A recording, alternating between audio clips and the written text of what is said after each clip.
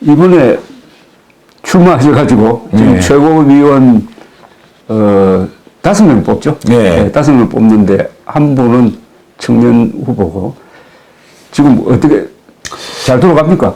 이게 내가 해보니 지금 4명을 뽑습니다. 4명을 뽑는데 거기에 여성은 1명 당연히 들어갑니다.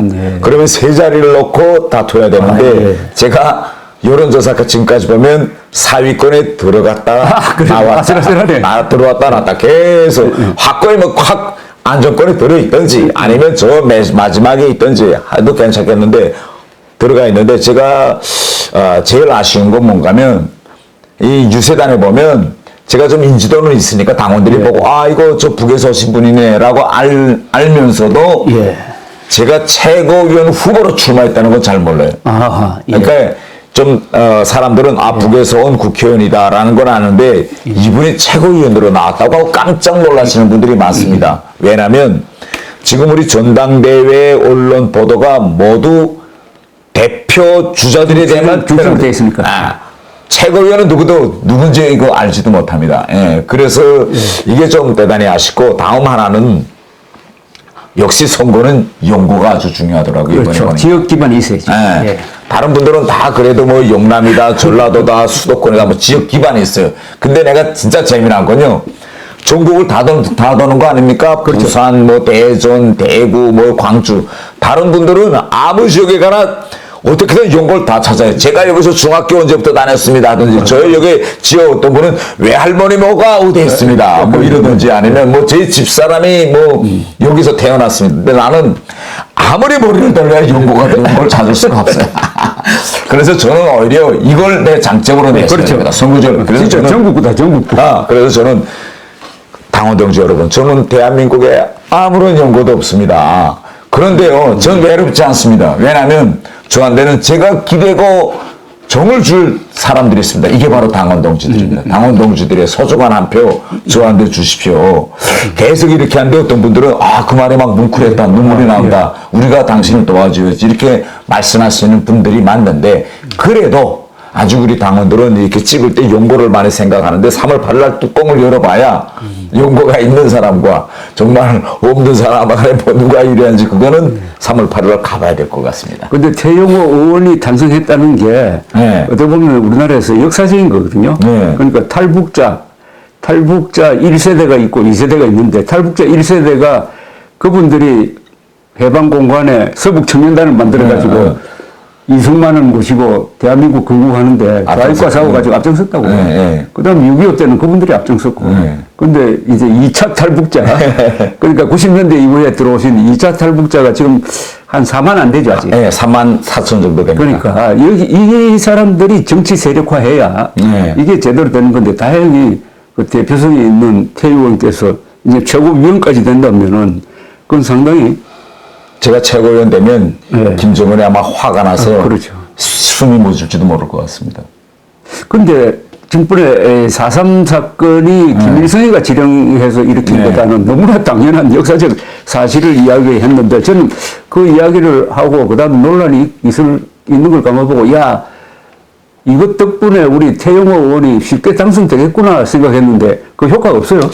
제가 좀 아쉬운 거는 제가 이런 반론을 하고 이게 논란거리가 되고 또 민주당에서 태영호 의원 국회의원 사퇴하라라고 국회 윤리에 제소하고. 제소했어요? 네, 했습니다. 아이고, 제소했답니다. 그 다음에 국회 앞에 와서 제주도 무슨 4.3 유족회 이런 분들이 와서 데모하고 했는데 저희 당에서 저한테다가 지역 민심과 국민 정서에 반하는 행동은 좀 자제해 주세요. 이렇게 주의 조치가 나왔습니다. 그렇죠. 그래서 제가 어디 가서 이런 말 그다음부터는 왜냐하면 육습 진실을 이야기하는데 마치도 내가 무슨 보수표 결집을 위해서 이걸 정략적으로 활용하는 것처럼 보이면 안 되지 않습니까? 저는 육습 진실을 이야기하는데 그래서 최대한 이거 제가 이런 말은 자제하고 있고요. 그리고 저는 이렇게 생각합니다. 제가 뭐 뜬금없이 이 말을 한번 딱 띄워가지고 펴줘먹자 이렇게 한 게 아니고 4월 4.3 사건 제주 4.3 평화공원이라는 데가 있습니다. 그렇죠. 가면 거기에 제가 하루 먼저 12일 날 먼저 도착해서 그 공원을 돌아봤는데 그 공원에 가보니 그때 4.3 사건 때 무고하게 희생된 양민들 그 이름이 쫙 벽에 있더라고. 그래서 제가 그걸 다 돌아보고 나니까 오기 막히는 겁니다. 그래서 제가 그분들에게 용서를 비는 의미에서 했습니다. 그렇죠. 그래서 이게 남로당, 나도 한때 몸담갔던 그 남로당 공산당이 아닙니까? 그렇죠. 그분들의 그 4월 3일 날 경찰서에 대한 그 공격이 도화선이 돼가지고 결국은 정부의 과잉 진압, 거기에 의해서 무고한 사람들이 희생됐는데 정말 그런 무모한 일을 저지른 그런 김일성, 박헌영 그런 정권에 몸담은 사람을 사죄한다라고 말했는데 아니 그것이 왜 그렇게 논란거리가 되고 지금 그렇게 됐는지 저는 이해할 수 없고요. 저는 그 이후에 뭐 민주당에서 그러더라고요. 아니 이거 4.3 사건은 이미 국가 진상보고서에서 다 정립한 사건인데 왜 이걸 다시 뒤집느냐 이러는 건데 국가 진상보고서에 뭐라고 했는가 하면 4.3 사건을 남로당의 조직적인 반경찰 활동 이렇게 이게 어떻게 반경찰 활동입니까 이건? 폭동이죠. 4월 3일 무기를 들고 공격했는데 그러니까 우리 좌파 정권 때 만든 보고서는 남로당이 일으킨 무장 폭동이라는 것은 부인하지 않았습니다. 그렇죠.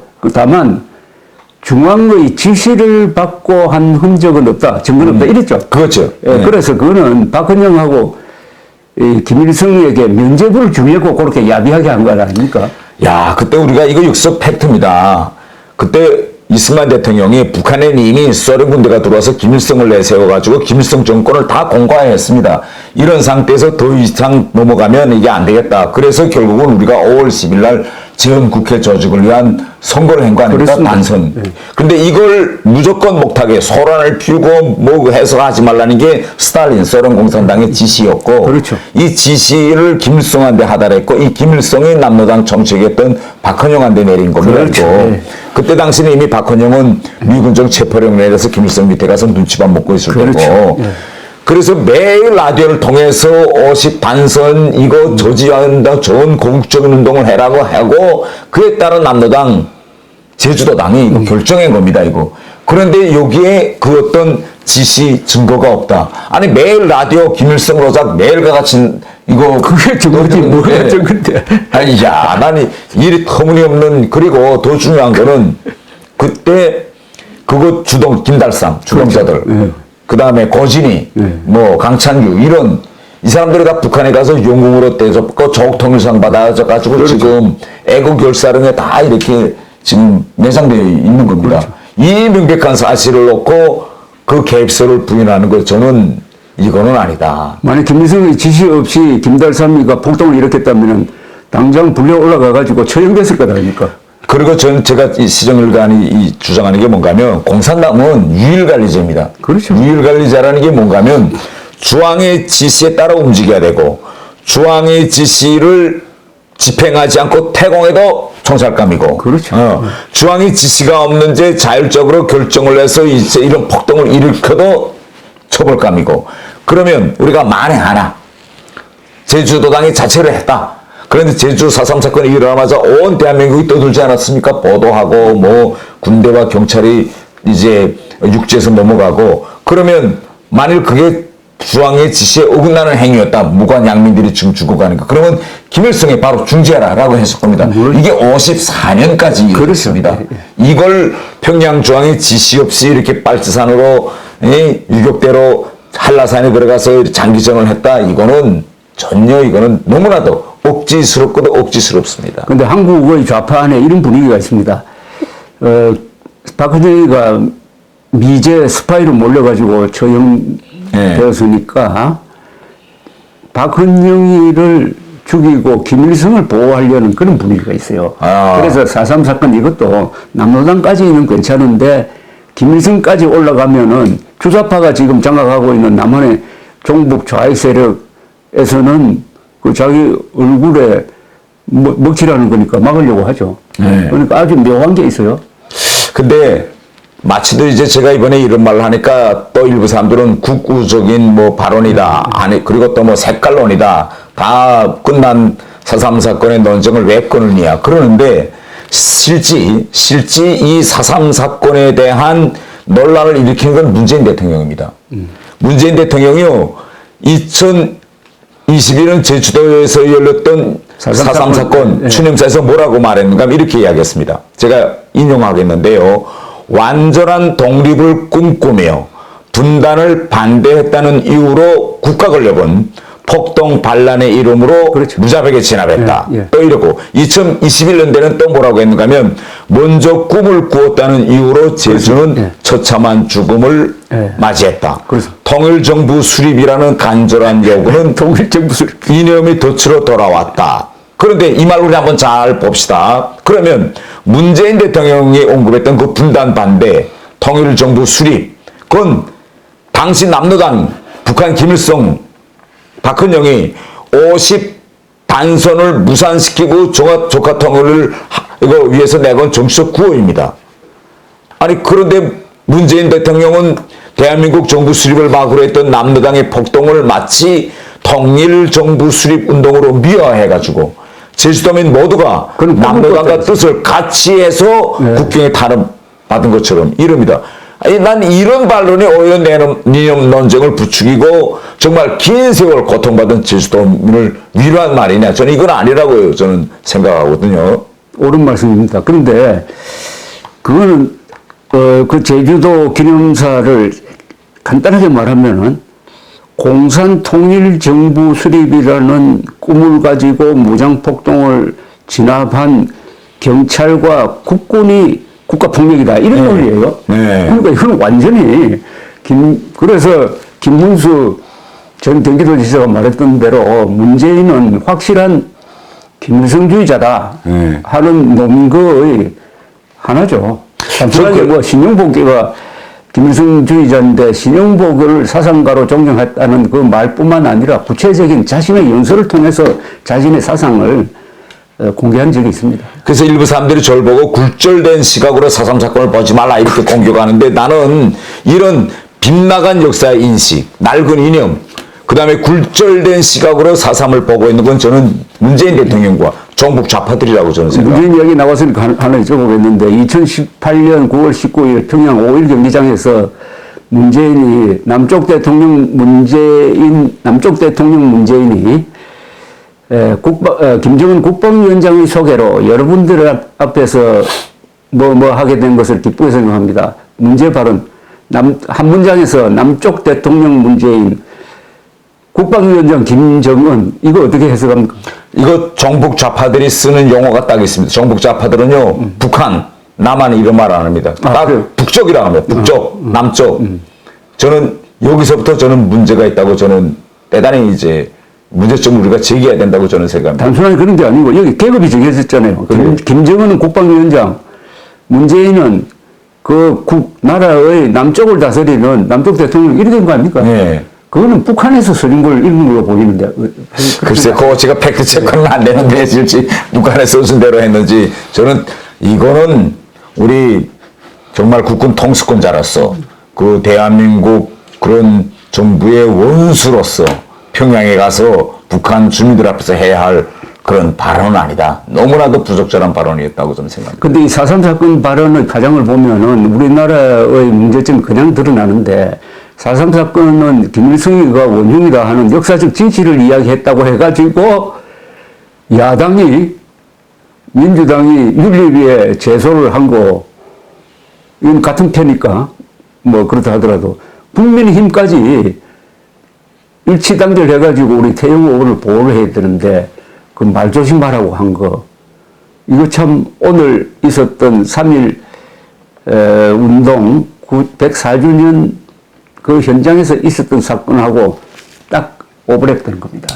그러니까 저는 이렇게 생각합니다. 이게 우리가 역사전쟁에서 좌파들한테 너무 밀리고 해서 여기까지 오다 나니 어느 게 진실이고 어느 게 이제 그 왜곡인지를 이제는 분단하기 힘든 상황까지 왔다. 그래서 제가 이제 최고위원으로 된다면 우선 이 왜곡된 현대사 이걸 제가 바로 잡는데 제가 좀 앞장서서 우리 자라나는 세대들은 정말 역사적 진실을 알고 미래를 향해서 저는 가야 그렇습니다. 예, 예. 자, 그런데 그런 논쟁에서 아주 핵심적인 인물이 신영복이라는 사람이에요. 네, 네. 북한에서 신영복에 대해서 아셨어요? 저는 신영복에 대해서 북한에서 잘 몰랐는데 여기 그렇죠. 와서. 예. 예. 그럼 통역당 사건 아시죠? 통역당 사건 압니다. 그럼 예. 통역당 사건은 북한에서 어떻게? 통역당 사건은 신영복까지는 이야기 안 하고 김종태. 북한에서는 김종태를 많이 띄웁니다. 예. 예. 그 어떻게 이해를 합니까? 통역당 북한에서는 김종태는 김일성의 충실한 전사였다. 예. 그리고 김종태의 이름을 이제 명명했던 뭐 김종태 전기기관차 공장. 김종태 공장이 있죠. 예, 예, 있어요. 전기기관차 공장. 김종태. 예. 근데 그 통일혁명당의 가장 간부였던 신영복이가 20년 동안 감옥 생활을 하고 나와가지고 좌파의 우상이 돼버린 거예요. 문재인 대통령도 신영복을 존경한다고 했죠.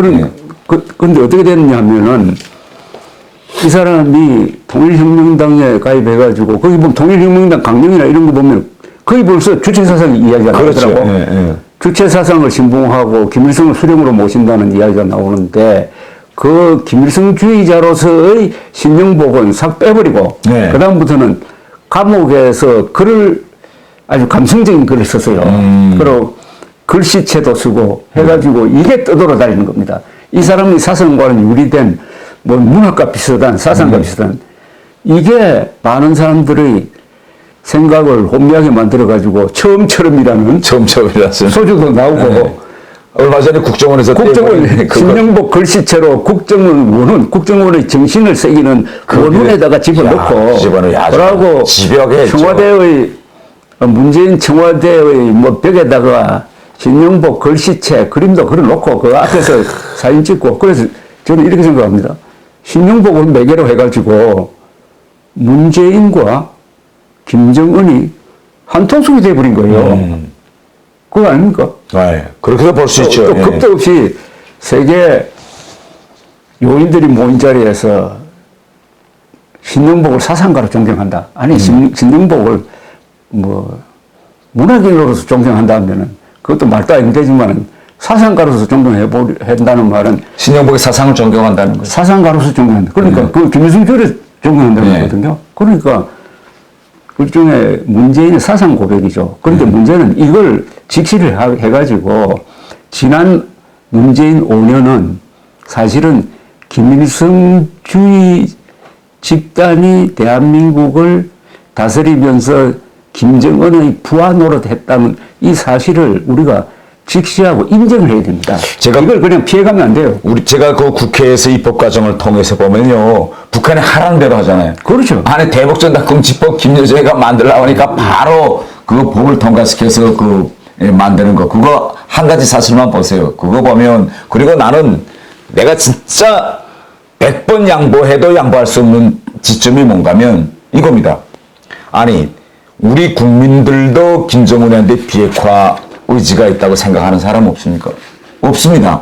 그런데 대한민국 대통령이라는 사람이 임기 마지막까지 자기는 김정은에게 비핵화 의지가 분명히 있다고 생각했다는 이 말을 계속 날그는데 거듭판처럼 떨리며 하는 걸 보고 저는 야, 저 사람이 과연 대통령일까? 대통령이라면 국정원의 업무보고 직접 받지 않습니까? 북한이 어떻게 돌아간다는 거 국정원장에 가서 다 보고합니다.